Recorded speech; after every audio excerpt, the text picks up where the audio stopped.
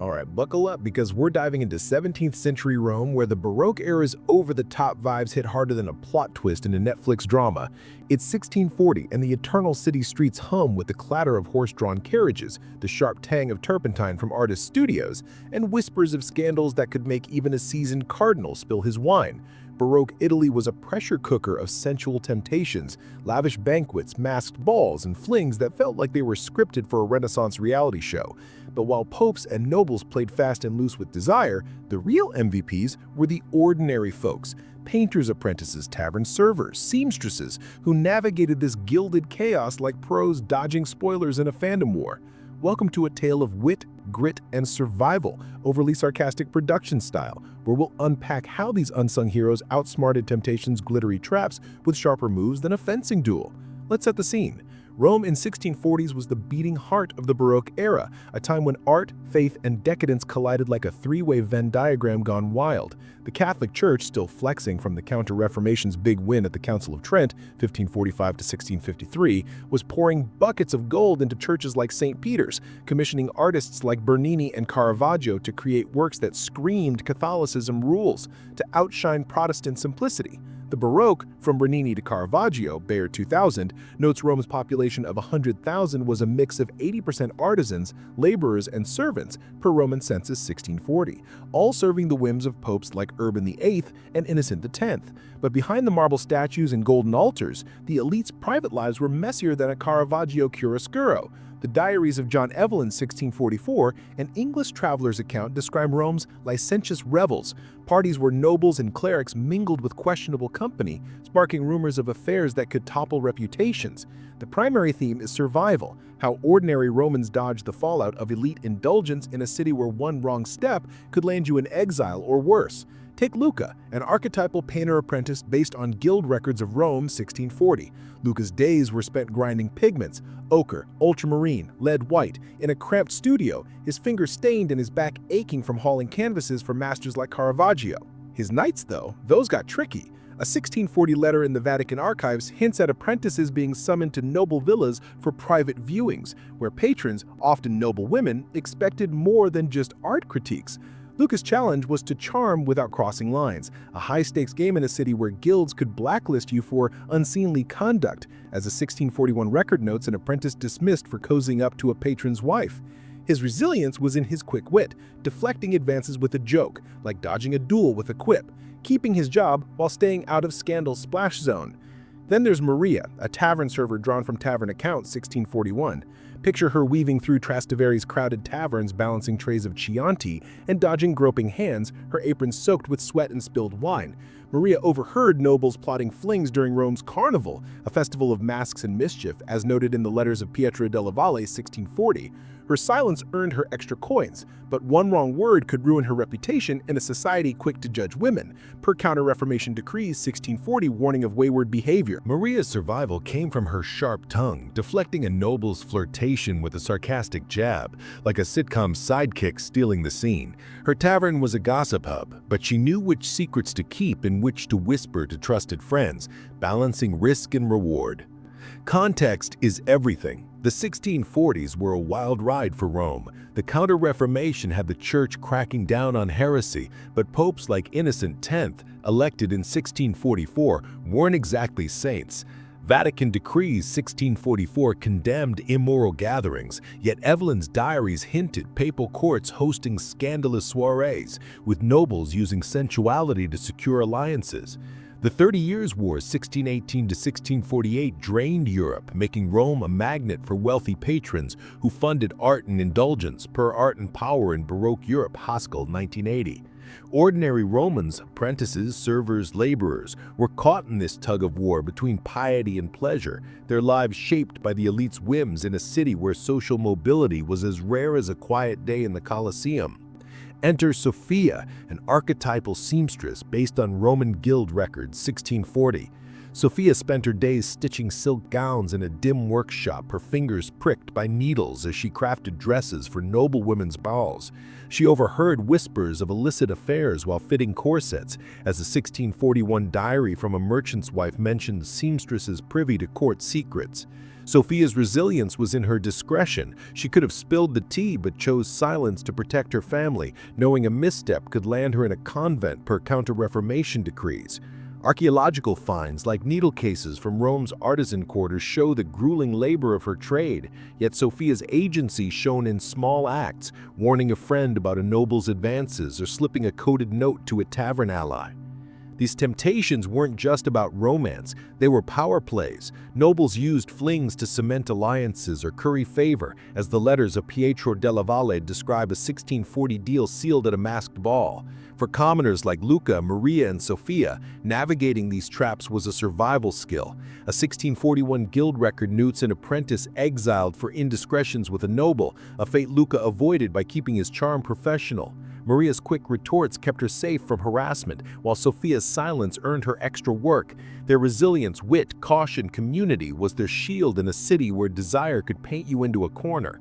The stakes were high. Rome's social order depended on appearances, and a scandal could ripple from palazzo to piazza. A 1640 Vatican archives letter hints at a noblewoman's affair with an artist, sparking a duel, threatening guild contracts.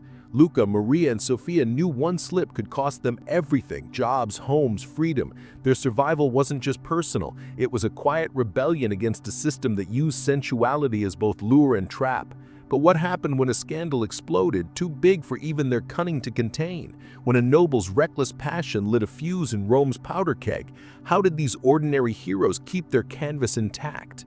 Picture yourself back in 1640 Rome, where the Baroque era's glitz hits like a plot twist in a binge-worthy drama. The air's thick with the scent of candle wax from San Luigi de Francesi, where Caravaggio's paintings practically wink at you, and the distant strum of lutes from a noble's palazzo screams, "Party's on!" But beneath the gilded surface, sensual temptations, think steamy affairs and flirty masked balls, are cooking up a storm that could burn reputations faster than a bad Star Wars prequel. Our heroes, Luca, the painter's apprentice, Maria, the tavern server, and Sophia, the seamstress, are dodging these traps like they're sidestepping spoilers in a Reddit thread. They're not just surviving, they're outsmarting a city where desire's as dangerous as a duel at dawn. Let's dive deeper into who survived the sensual temptations of Baroque Italy, overly sarcastic production style, where wit, grit, and a sprinkle of snark keep our commoners one step ahead of Rome's scandal machine. The sensual temptations of Baroque Rome weren't just about sneaky kisses, they were power plays wrapped in velvet. The letters of Pietro della Valle, 1640, describe nobles using Rome's Carnival, a week-long festival of masks and mayhem, to stage flings that sealed political deals, like a 17th-century version of a shady corporate merger. A 1641 letter in the Vatican archives hints at a noblewoman's affair with an artist, sparking guild tensions, threatening contracts worth thousands of scudi. The Catholic Church, still riding the Counter-Reformation wave post-Council of Trent 1545 to 1633, was cracking down hard. Vatican decrees 1640 condemned lewd gatherings, but Pope Innocent X's court was rumored to host its own spicy soirees, per Diaries of John Evelyn 1644. This hypocrisy put ordinary Romans, 80% artisans or laborers per Roman census 1640, in a bind, forced to navigate elite desires while keeping their own lives intact. Luca, our apprentice from Section 1, was neck-deep in this mess. His days in Caravaggio's studio, grinding pigments and dodging paint splatters, were grueling, per Guild Records of Rome 1640. But nights were trickier. Noble patrons invited him to villas for art talks that veered into dangerous flirtations. As a 1640 Vatican Archives letter notes, apprentices pressured to entertain. Refusing risked exile. Indulging risked ruin. Luca's resilience was pure cunning, like a sitcom sidekick deflecting a villain, keeping patrons happy without crossing lines. A 1641 guild record mentions an apprentice blacklisted for indiscretions, a fate Luca dodged by balancing wit and caution. His hands stained with ultramarine, but his reputation clean. Maria, the tavern server, faced her own gauntlet.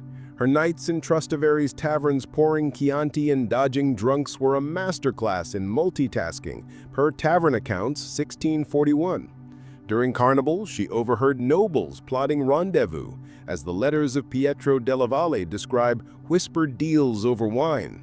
Spilling secrets could earn her a quick scudo, but also a one-way ticket to a convent, per Counter-Reformation Decrees 1640, targeting immoral women. Maria's survival was her razor-sharp banter, deflecting a noble's advance with a jab sharper than a bravo's dagger, earning laughs and tips. Her tavern was a gossip nexus, but she curated her whispers like a social media algorithm, sharing only with trusted servers to protect her livelihood in a city where women's reputations hung by a thread. Sophia, the seamstress, stitched her way through the chaos. Her workshop, lit with flickering candles, was a haze of silt and sweat as she crafted gowns for noblewomen's balls, per Roman Guild Record 1640. Fitting corsets for a countess, she overheard whispers of affairs. As a merchant's diary notes, seamstresses privy to palace intrigues. Spreading gossip could mean trouble. Counter-Reformation decrees threatened wayward women with confinement, but silence earned her extra commissions. Sophia's resilience was discretion, like a spy in a heist flick, passing warnings to tavern allies like Maria. Archaeological needle cases from Rome's artisan quarters show her labor's toll, but her agency shone in coded notes hidden in hems, keeping her community safe. Enter Giovanni, an archetypal coachman based on Roman transport records 1640. Giovanni drove nobles through Rome's cobbled streets, his horse's hooves clattering past Bernini's fountains. He overheard scandalous plans during late-night rides, as a 1640 Vatican Archives letter mentioned coachmen privy to noble indiscretions. His resilience was in his poker face. Knowing a noble's fling could get him sacked or worse, he kept quiet, earning extra fares. Archaeological harness buckles from Rome show coachmen's pride, but Giovanni's survival lay in small rebellions, warning a server like Maria of a noble's route, helping her avoid trouble. These commoners didn't just survive, they resisted. Luca might slip a rival apprentice's name into a patron's ear, deflecting attention, as a 1641 guild record hints at apprentices sabotaging rivals. Maria's tavern gossip, per the letters of Pietro della Valle, spread counter-rumors to protect friends, undermining noble plots. Sophia's coded notes, like those found in archaeological textile fragments, warned allies of raids, while Giovanni's discreet tips kept the servant network ahead of the church's spies. This secondary theme of community strength turned elite temptations into leverage, as Rome's laborers, per Roman census, shared resources to weather the storm. The temptations had unexpected ripples. The church's crackdowns, per Vatican Decrees 1644, alienated artists, with guilds demanding better pay, as a 1641 Guild Records petition shows. Commoners gained leverage, as tavern servers like Maria secured extra tips for silence, per tavern accounts. Culturally, Carnival's excesses inspired folk songs about cunning servants, collected in Italian folklore 19th century, blending Baroque sensuality with Christian morality. Archaeological amulets with love motifs from Rome suggest commoners adopted these traditions, creating a hybrid culture. But Rome was a tinderbox. When a noblewoman's affair with an artist, say a reckless fling at a masked ball, threatened to explode into a public scandal, how would Luca, Maria, Sophia, and Giovanni keep their heads above water? Could their wit and grit outlast a city ready to burn? We're back in 1641 Rome, where the Baroque era's glitz is cranked up to 11, like a season finale that's all drama, no filler. The city's buzzing with the clink of wine glasses at noble palazzos, the flicker of torches outside St. Peter's, and a scandal so juicy it could crash a papal conclave faster than a Twitter feud. A noblewoman's affair with an artist has gone public, and the eternal city's ready to implode. But hold the popcorn, because the real stars aren't the elite. They're Luca, the painter's apprentice, Maria, the tavern server, Sophia, the seamstress, and Giovanni, the coachman, dodging sensual temptations like they're sidestepping plot holes in a rushed blockbuster. Their wit and grit have kept them afloat, but now Rome's powder keg is lit. How did these ordinary heroes survive the fallout, and what legacy did they paint? Let's wrap up who survived the sensual temptations of Baroque Italy, overly sarcastic production style, with snark, stakes, and a finale that hits harder than a Bernini sculpture. The scandal that rocked Rome wasn't just gossip, it was a full-blown crisis. A 1641 letter in the Vatican archives describes a noblewoman, likely from the Pamphili family, caught in a fling with an artist during carnival, sparking a duel that left a noble wounded and guild contracts in jeopardy. The letters of Pietro della Valle, 1641, note the affair's public exposure via a leaked love letter, turning Rome's piazzas into gossip central. The Catholic Church, flexing its counter-Reformation muscle, was furious. Vatican decrees, 1641, condemned scandalous liaisons, threatening excommunication. Pope Innocent X, per Diaries of John Evelyn, 1644, faced pressure to restore order, but his court's own rumored excesses made him look like a hypocrite calling the kettle black. With the 30 Years' War, 1618 to 1648, draining Europe, Rome's stability hinged on appearances, per Art and Power in Baroque Europe, Haskell, 1980, and this scandal threatened to unravel it all. Luca, our apprentice, was caught in the crossfire. His days grinding pigments and stretching canvases in Caravaggio's studio were grueling, per Guild Records of Rome, 1641. But when the scandal broke, he faced scrutiny as a potential accomplice, as artists were often scapegoats, as a 1641 Guild record notes, an apprentice exiled for aiding indiscretions. Luca's resilience was his quick thinking. He redirected suspicion with a well-timed quip, like a sitcom hero throwing shade, claiming he was just mixing paint, not drama. His loyalty to his master earned him a rare day off, per Guild accounts, but his real win was staying employed in a city where 80% were laborers, per Roman census, 1640. Archaeological brush fragments from Rome's studios show the intensity of his work, yet Luca's wit kept him out of the scandal's blast radius. Maria, the tavern server, felt the heat too. Her nights pouring Chianti in Trastaveri's taverns, dodging drunks, were chaos, per tavern accounts, 1641. The scandal flooded her tavern with gossipers, as the letters of Pietro della Valle describe crowds dissecting the affair over wine. Spilling secrets could have earned her a quick scudo, but Counter-Reformation decrees, 1641, warned of immoral women facing confinement. Maria's survival was her banter, deflecting noble advances with jabs sharper than a bravo's blade, keeping her reputation intact. She spread counter-rumors to protect allies, per a 1641 merchant's diary, like a social media strategist steering the narrative. Archaeological mugs with etched defiance symbols show her community spirit, as Maria's whispers kept her network safe. Sophia, the seamstress, stitched through the storm. Her workshop, thick with the scent of linen and wax, was a hub for noble women's gossip, per Roman Guild Records, 1641. Fitting a countess's gown, she overheard plans to hush the scandal, as a 1641 Vatican Archives letter mentions seamstresses privy to court secrets. Talking could have landed her in a convent, but silence earned extra commissions. Sophia's resilience was spy-level discretion. She passed coded warnings in dress hems, like a heist movie mastermind. Archaeological needle cases from Rome's artisan quarters show her labor's toll, but Sophia's agency, warning Maria of a church raid, kept her community one step ahead.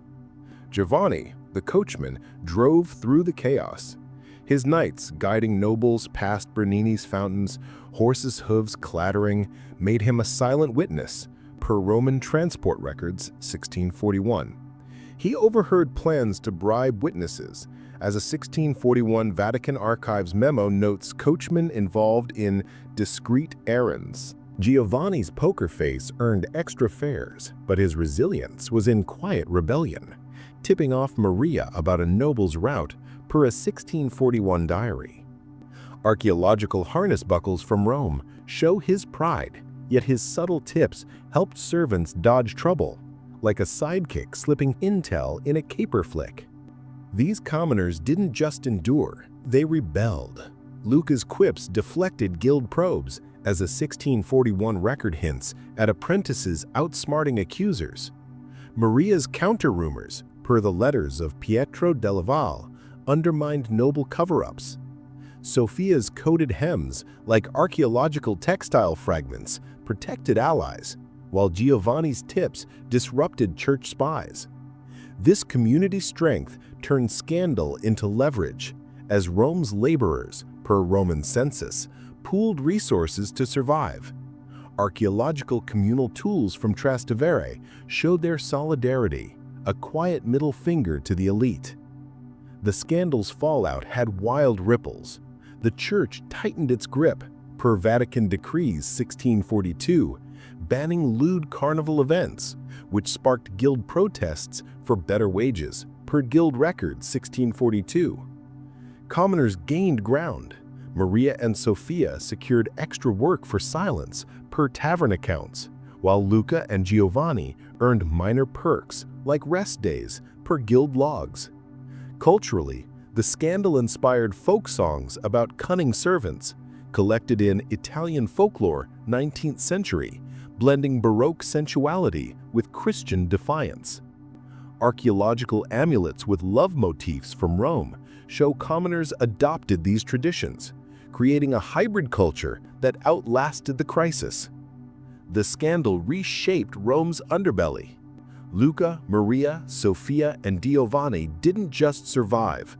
They turned temptation into triumph, proving you don't need a noble title to steal the show. As you wander their chaotic city, ask, what does it take to outwit a world where desire's the ultimate plot twist? Drop your wildest Baroque tales in the comments, and let's see what other 17th century drama we can unearth.